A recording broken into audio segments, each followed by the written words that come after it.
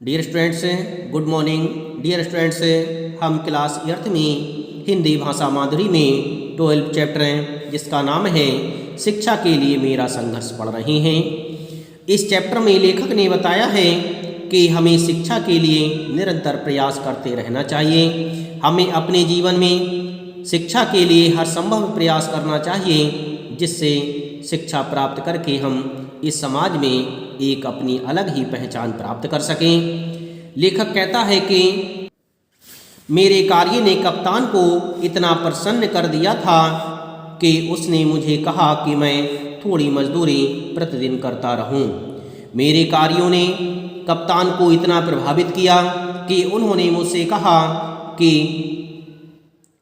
थोड़ी मजदूरी मैं प्रतिदिन कर लिया करूं।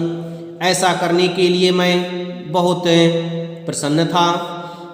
मैंने कई दिनों तक इस जहाज पर कार्य किया।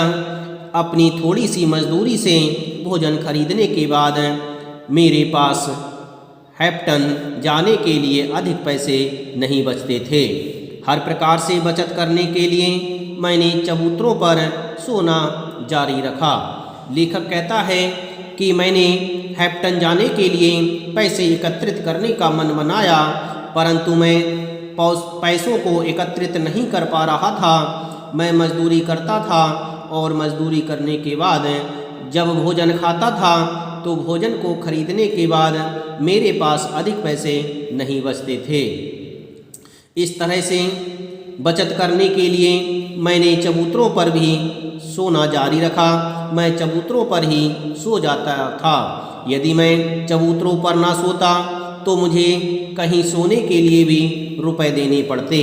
इसलिए रुपए को बचाने के लिए मैं चबूतरों पर ही सो जाता था।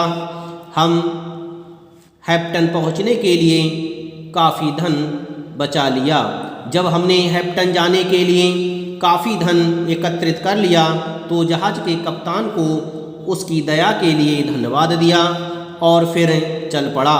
लेखक कहता है कि हैप्टन जाने के लिए जब हमारे पास बचत के काफ़ी पैसे एकत्रित हो गए तो हमने जहाज के कप्तान को धन्यवाद दिया और धन्यवाद देने के बाद हैप्टन चल दिए।